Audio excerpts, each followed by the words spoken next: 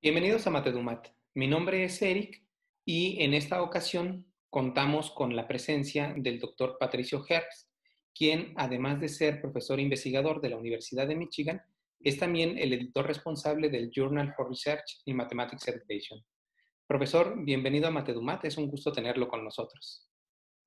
Muchas gracias, gracias por la invitación y con mucho gusto le puedo contar de qué se trata la revista.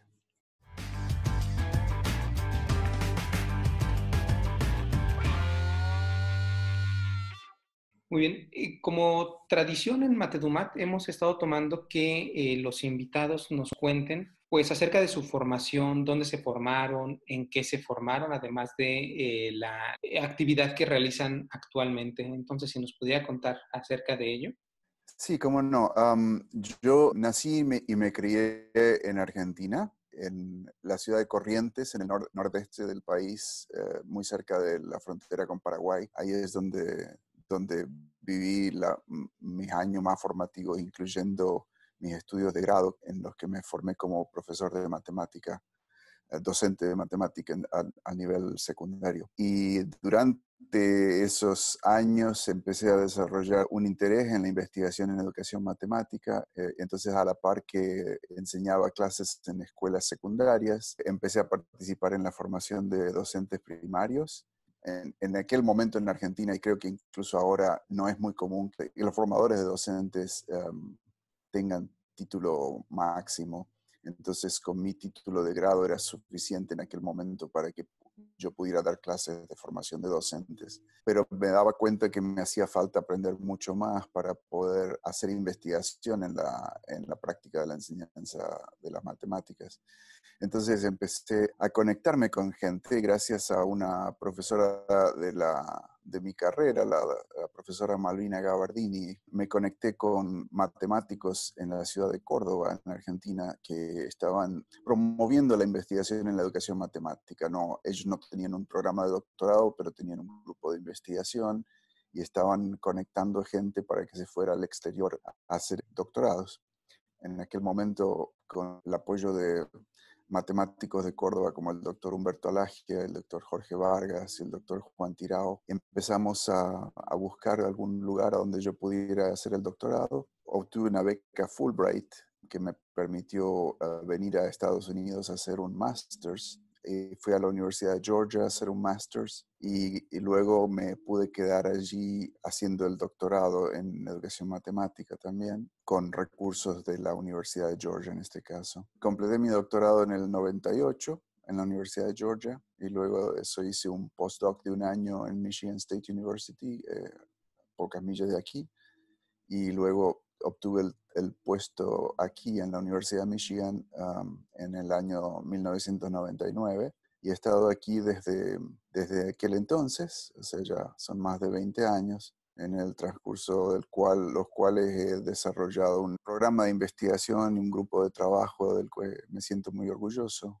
Y entonces últimamente una de las cosas que siempre me había interesado hacer, en parte por seguir un legado de mi mentor, Jeremy Kilpatrick, fue mi director de tesis. Y él fue un editor legendario en el Journal for Research in Mathematics Education. Otro miembro de mi comité, el doctor James Wilson, también fue un editor en el Journal for Research in Math Education. Entonces, desde mi punto de vista, es como un cometido familiar, digamos, si hablamos de la familia académica, y que tengo una relación con la revista que va más allá de ser nada más un contribuyente, un autor y un revisor. También tengo interés en que la revista continúe y crezca, parte porque es parte de mi historia, considerando que mis mayores fueron parte de ello. Esta revista tiene, digamos, una historia bastante considerable, no tan larga quizá como la disciplina, ¿no? De inicio de 1900, sino surge más cercana a nuestra época. ¿Bajo qué contexto surge? ¿En qué ambiente surge esta revista? Es cierto lo que usted dice, que la disciplina nuestra se puede trazar hacia los principios del siglo XX, pero a mitad del siglo XX, en los años 50, hubo una efervescencia de interés en la educación matemática, particularmente por matemáticos con el movimiento de las matemáticas modernas. en el que se desarrolló el interés de crear currículos nuevos que acercaran la matemática de la escuela a la matemática de los matemáticos.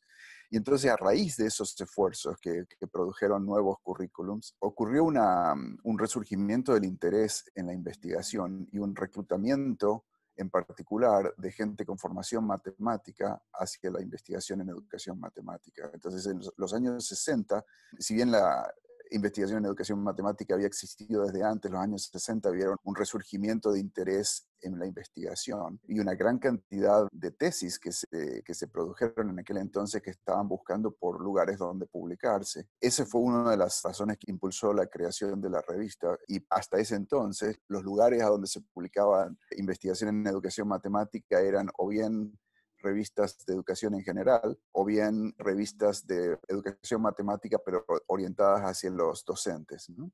El Arithmetic Teacher y el Mathematics Teacher eran las dos revistas que el National Council of Teachers of Mathematics publicaba en aquel entonces. Entonces, dentro del NCTM empezó un movimiento para ver si se podía crear un canal más caudaloso para la investigación en educación matemática. Y a raíz de ese esfuerzo surgió nuestra revista. Entonces, la revista se aprobó en el año 69, cumple 50 años este año. El primer número surgió en el año 1970. Han estado apareciendo pequeñas editoriales conmemorando los 50 años. Y en estos 50 años, sin duda ha habido una evolución. ¿Qué tanto se parecen o qué tan diferentes son esos primeros artículos del primer número del año 70 respecto a los artículos de los números actuales? Es una buena pregunta. Cuando estuve leyendo hace unos días un artículo que escribieron los fundadores de la revista, un artículo escrito por David Johnson, que fue el primer editor, Joseph Scandura, que editó un número que era un ensayo para ver si había interés en la revista, y Tom Romberg, que era parte de la comisión de asesoramiento sobre investigación. En el artículo ese, ellos decían que una de las razones por las que hacía falta una revista como esta era que tenía que haber más lugar para la investigación básica en educación matemática, que para ese entonces había lugares a donde publicar información sobre los resultados de productos, como por ejemplo si un currículum funcionaba mejor que otro, pero que para la investigación en cuestiones más básicas sobre la enseñanza y el aprendizaje hacía falta una revista. Y es cierto que en los principios hubo cierta cantidad de investigación básica en la revista, pero esa ha sido una de las cosas en las que la revista ha estado creciendo, y es en el hecho de que si bien en sus inicios mucho de lo que se publicaba eran comparaciones de distintos métodos de enseñanza, comparaciones de distintos currículums, a medida que han pasado los años ha habido mayor incidencia en artículos que presentan una investigación básica, que tratan de dar cuenta de procesos de cognición o de procesos de interacción en clase o de procesos de desarrollo de currículum que van a tratar de describir y explicar fenómenos más generales. Ese ha sido uno de los cambios. Otro de los cambios ha sido la longitud de los artículos. Era muy común para los artículos en los años 70 tener 10 páginas. Los artículos han llegado a tener 40 páginas, en algunos casos más, en los últimos números. La tendencia a incrementar la cantidad de palabras de cada artículo ha seguido creciendo, de momento que ahora tenemos una cota superior que no se puede mover de 13.000 palabras por artículo, incluyendo las referencias, ¿no? Pero ya se da cuenta, por esa cantidad de palabras, es un artículo bien grande, largo, el que se podría escribir. Tal vez correlacionado con eso, otro de los aspectos en los que ha habido cambios es en términos de la metodología. A principios de la revista, en los años 70, la metodología era exclusivamente cuantitativa, y a final de los años 80, una emergencia de artículos con investigación etnográfica, con estudios de caso, entrevistas y cosas así. Y ahora podríamos decir que la revista publica una igual cantidad de artículos que usan metodologías cualitativas y cuantitativas. Podría decir, otro de los cambios que ha ocurrido ha sido el aumento en el alcance de lo que llamamos educación matemática. O sea, a principios de la revista, educación matemática se entendía como lo que se les enseña de matemática a los niños en la escuela primaria, media y secundaria. pero no había demasiado sobre niños muy pequeños, como bebés o niños que en el preescolar, y tampoco había mucho interés en procesos de matematización en edades más avanzadas, como por ejemplo a nivel de la universidad o la negociación de los conocimientos matemáticos entre matemáticos. Tampoco había tanto interés en investigar la práctica de la formación de docentes. Todos esos temas han estado llegando a la revista, entonces ahora es posible encontrar artículos que tienen que ver con la matemática de los bebés o artículos que tienen que ver con la matemática de estudiantes graduados en matemática, con la matemática que se enseña a los estudiantes de grado en matemática o incluso con la matemática en la formación de docentes.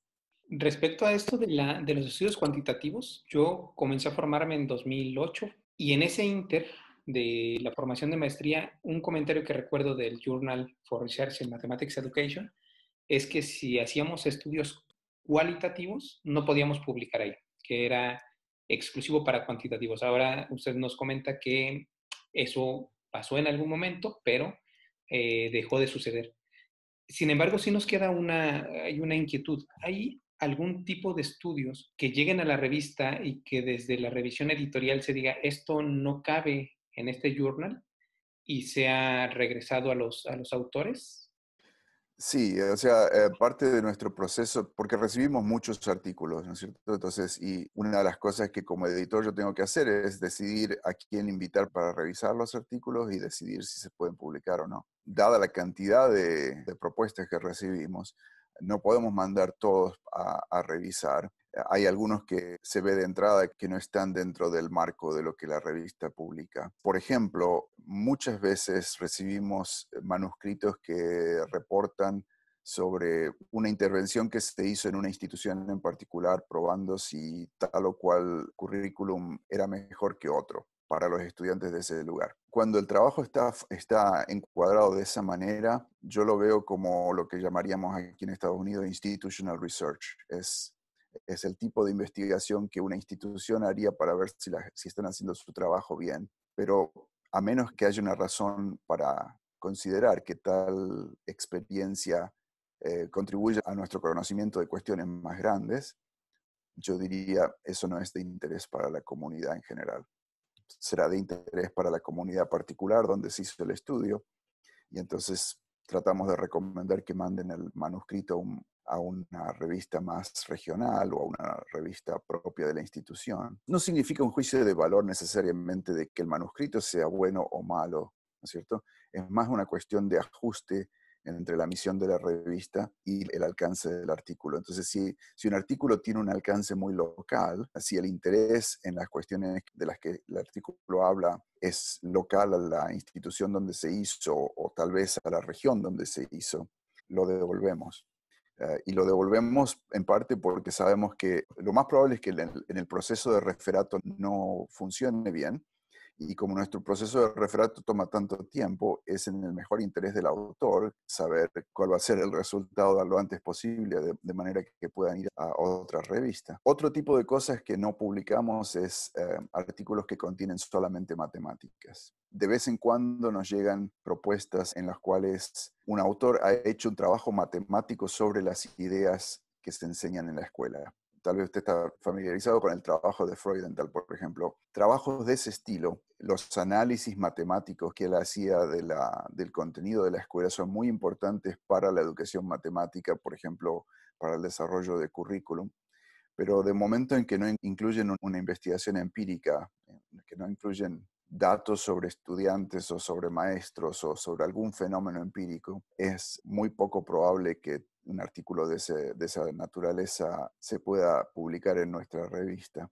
Y hay otras revistas a donde es más posible publicar tal tipo de artículos. Un tercer grupo de artículos que no mandamos a revisar son artículos que si bien tienen algo que ver con la matemática solamente le sirve de contexto a la investigación, pero no hay nada específicamente matemático en la intervención, en los instrumentos o en las cuestiones de investigación, ¿no? Entonces, nos llegan muchas propuestas de gente que hace trabajo en psicología de la educación, a donde la matemática aparece como contexto. ¿no? Por ejemplo, tratar de ver si una intervención en la autoestima de los estudiantes produce mejoras en el rendimiento matemático, Ok. donde el rendimiento matemático se ha estudiado con una medida estándar de la cual no hay nada más que aprender.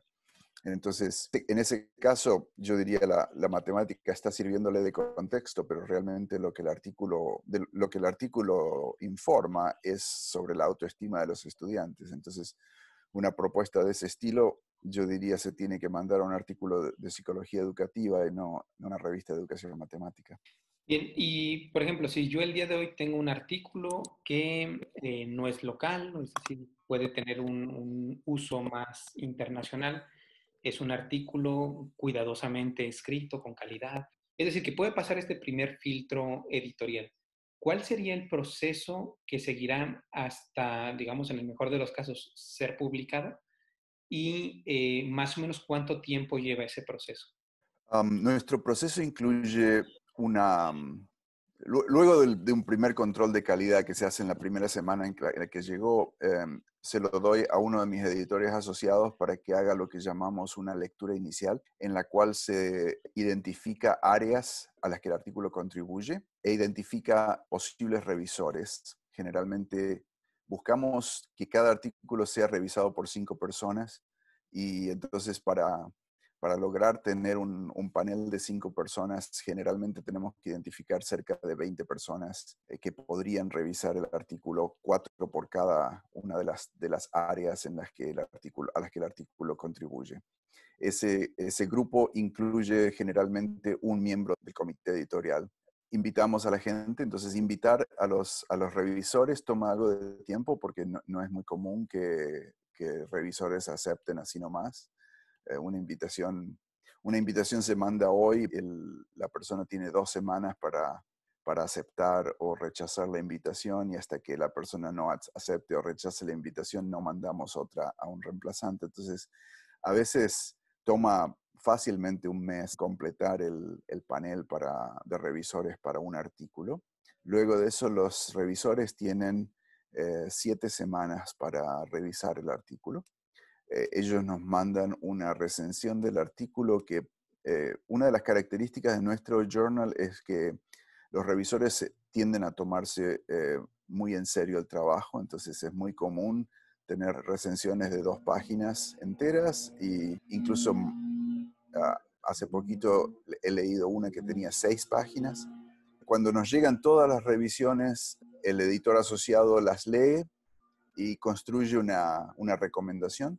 Luego yo leo el artículo de vuelta, leo las revisiones, leo la recomendación del editor asociado y tenemos una discusión sobre si el artículo se puede aceptar, si se debe rechazar o si se puede rechazar, pero darle una recomendación de que lo revisen y lo manden nuevamente.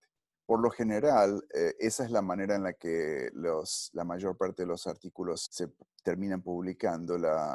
No es muy común que los artículos se acepten en el primer envío. Es más común que se los rechace al principio, se le dé un comentario al autor y luego el autor mande de vuelta una revisión. Otra característica de nuestro proceso es que la carta de decisión que mando a cada uno de los autores es por lo general mucho más larga que otras revistas mandan. No es nada raro que una carta de decisión mía tenga 3 páginas en las cuales no solamente les recomiendo al autor que lea lo que dijeron los revisores, sino que trato de jerarquizar cuáles son las cosas más importantes en las que se tiene que concentrar la revisión y cómo compatibilizar las opiniones muchas veces discordantes entre lo que dicen distintos revisores, ¿no? Tal vez no es tan evidente, pero por el hecho de que nuestra revista pertenece a una comunidad que es muy heterogénea, los revisores de un artículo, los miembros de un panel, tienen una amplia gama de conocimientos y muchas veces recomiendan cosas que son contradictorias entre sí o que se complementan, pero que es difícil ver cómo se complementan. Entonces la tarea del editor es lo que más tiempo toma de parte mía, es componer una carta de decisión que que le ayude al autor a entender o bien por qué su artículo fue rechazado o bien cómo mejorar su artículo para mandarlo de nuevo, ¿no? Incluso en el caso de aquellos cuyo artículo es rechazado, mi intención es que sepan suficientemente bien lo que necesita mejorarse del artículo para que lo puedan mandar a otro lado, ¿no? Es muy común que artículos que se rechazan en nuestra revista se puedan publicar en otro lugar. Desde que se envía hasta que se recibe una decisión son 20 semanas. Ese es nuestro promedio. ¿Okay? Y tratamos de mantenernos en 20 semanas. Luego, cuando se le da la oportunidad de revisar, se le da un año como máximo para mandar una revisión y luego sigue el mismo proceso. Ok, es un tiempo considerable este año que se da para la mejora, pero claro, se entiende que si son las mejoras sustanciales o la petición de mejoras es sustancial, pues requerirá de todo este tiempo. Y, sí, Como máximo un año, ¿no es cierto? O sea, para nosotros es mucho mejor si lo mandan tan pronto como sea posible, porque necesitamos artículos, ¿no? claro, sí, sí. La comunidad que conforma Matedumat, la comunidad que ve estos videos, pues en algunas ocasiones son personas que están ingresando a la investigación en educación matemática y se encuentran con dos tipos de artículos, unos que le dan clic y lo pueden descargar de inmediato, otros donde tienen que pagar. Ujú. Y si envían un artículo, se encuentran también con esas dos vertientes, unas donde pueden enviar y les revisan sin ningún costo, y otras donde pueden enviar, les revisan y después, si el artículo es aprobado, tienen que pagar. ¿En qué posición está el Journal for Research in Mathematics Education? En términos de la lectura, la revista se disemina con suscripciones pagadas. Entonces, si uno está suscripto directamente a NCTM, los puede bajar, y si no, a través de una biblioteca los podría bajar. Creo que todavía no tenemos la opción de comprar un artículo solo. Lo que puede hacerse es comprar los derechos a un número de la revista, un número entero de la revista. Pero la verdad que no estoy seguro de eso. Estamos discutiendo la posibilidad de hacer algunos artículos que sean de acceso abierto, pero es un poco difícil porque las operaciones de la revista son muy caras de mantener.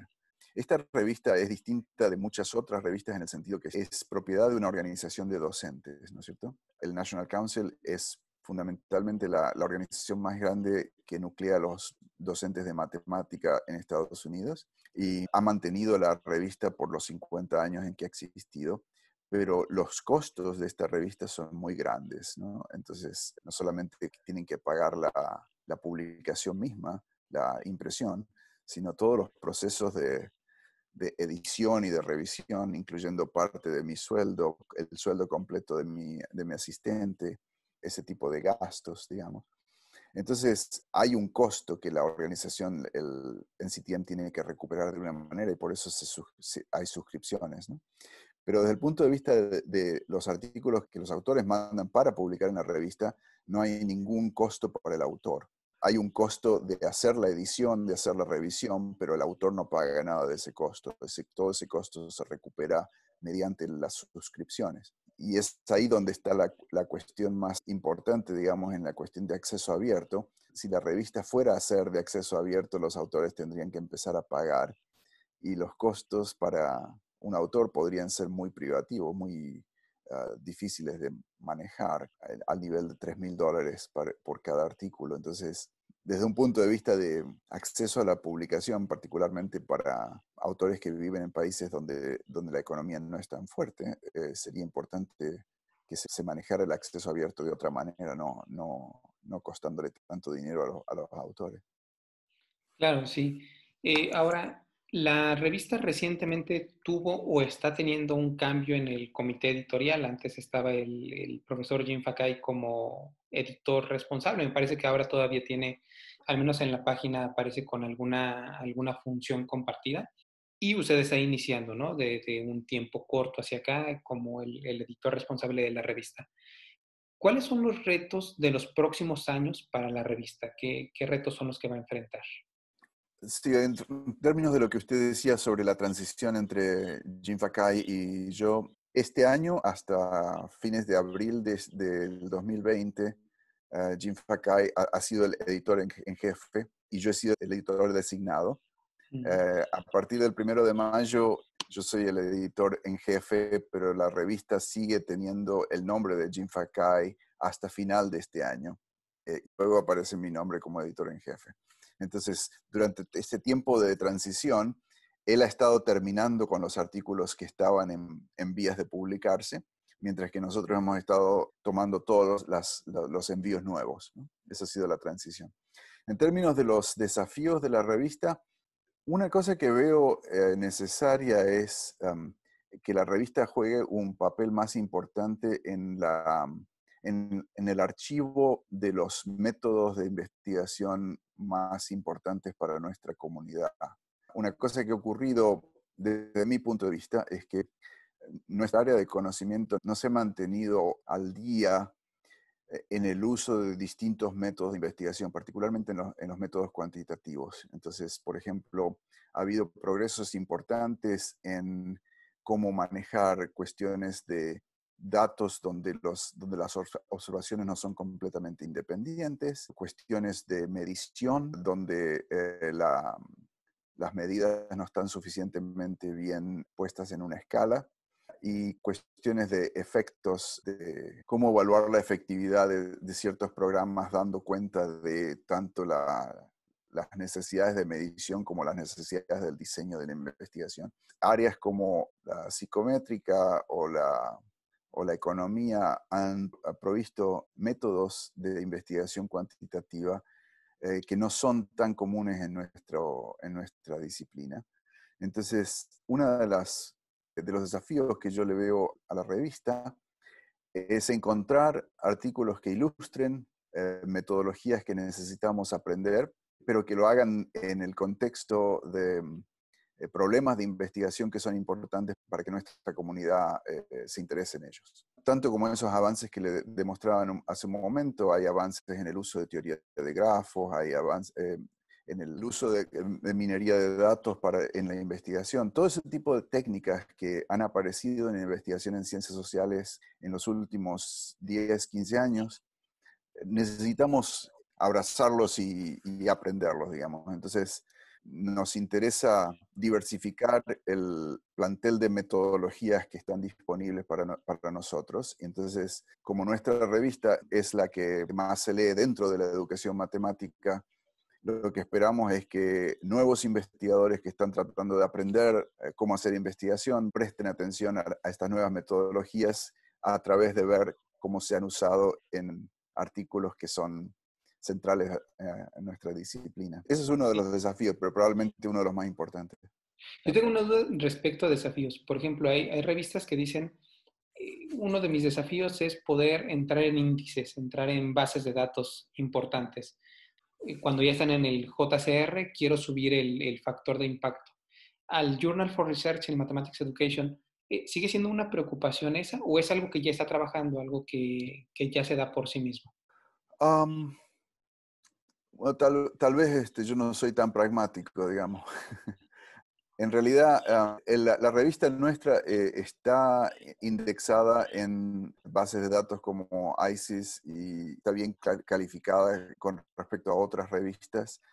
Probablemente no se lea tanto como revistas más generales, pero eso tiene un poco que ver con la población. Nuestra población es relativamente pequeña y de momento en que esperamos que los artículos que se publican en la revista tengan una atención sustancial tanto a las matemáticas como a la educación, eso restringe nuestra audiencia, de manera que si yo quisiera comparar el alcance de nuestra revista con el alcance de una revista más general como Cognition and Instruction, lo más probable es que no podamos competir.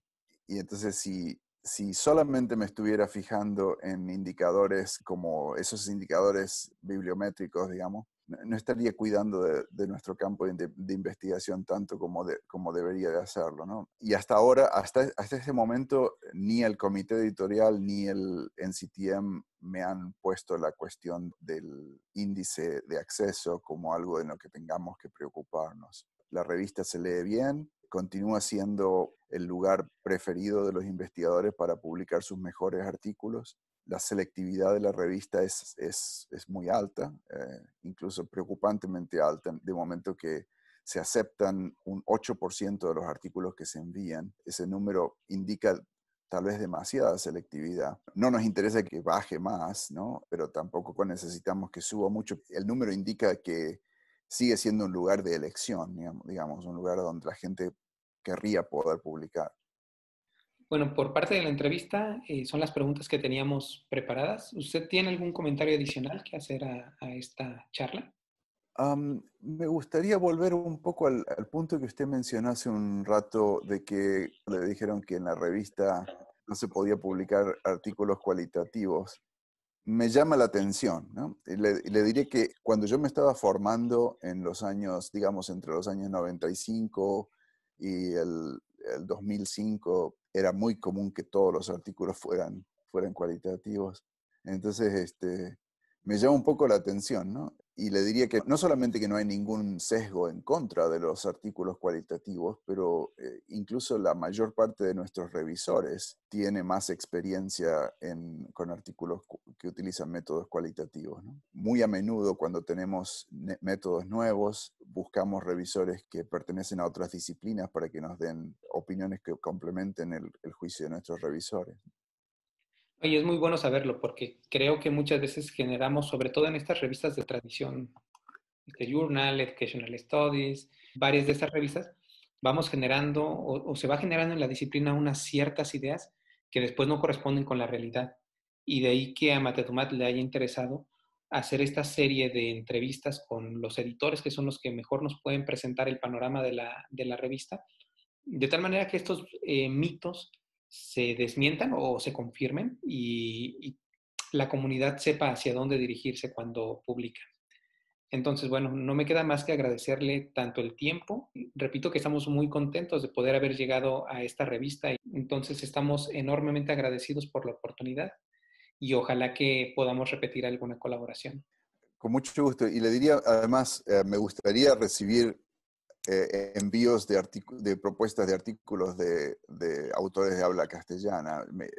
Reconozco que es difícil escribir en inglés y que nosotros solamente publicamos en inglés, pero en términos de representación, yo sé que hay muy buen trabajo que se hace en países de habla castellana y si bien todos los envíos van a través del mismo sistema de revisión, es parte de mi identidad tener interés que los autores de habla castellana también puedan mostrar su trabajo a nivel internacional, ¿no? Entonces, me daría mucho gusto recibir contribuciones de autores de México, o de España, o de todos los países de Latinoamérica. Muy bien, bueno, pues ya está hecha la invitación. Muchas gracias. Muchas gracias también a todos los que siguieron el video hasta este momento. Les recordamos que estamos abiertos a las propuestas que ustedes nos hacen en sus comentarios. Les invitamos a suscribirse al canal y a compartirlo con colegas que consideren que pueden encontrar relevancia en estos temas. Muchas gracias a todos.